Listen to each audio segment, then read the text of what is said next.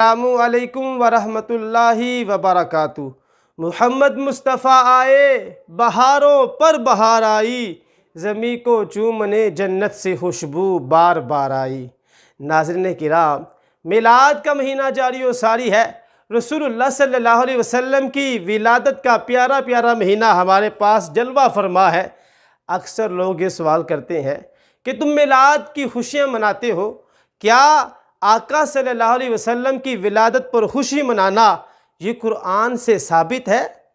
नाज़रीन किराम, मैं इसका जवाब देता हूँ, जी हाँ, कुरान मजीद से भी रसूलुल्लाह सल्लल्लाहु अलैहि वसल्लम की विलादत की खुशी मनाना साबित है। वो कैसे, सुनिए ज़रा। सूरत का नाम सूरह यूनुस है और आयत नंबर 58 है। कुरान मजीद खोले और पढ़ना शुरू कर दें। अल्लाह फरमाता है, कुल बिफदलिल्लाहि व बिरहमतिही फबिज़ालिका फलयफ़रहू।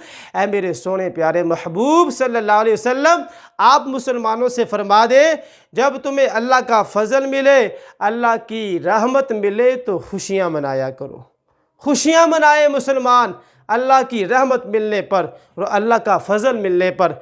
अब ये सवाल ये होता है कि क्या हुजूर अल्लाह की रहमत है? तो नाज़रीन किराम, ये भी कुरान में मौजूद है। अल्लाह पाक ने इरशाद फरमाया, वमा अरसलनाका इल्ला रहमतल लिल आलमीन।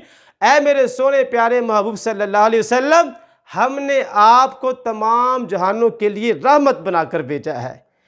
कुरान से नाज़रीन किराम हमें पता चल गया कि सरकार रहमत हैं, और कुरान से हमें पता चला कि रहमत जब मिले तो खुशियाँ मनानी चाहिए।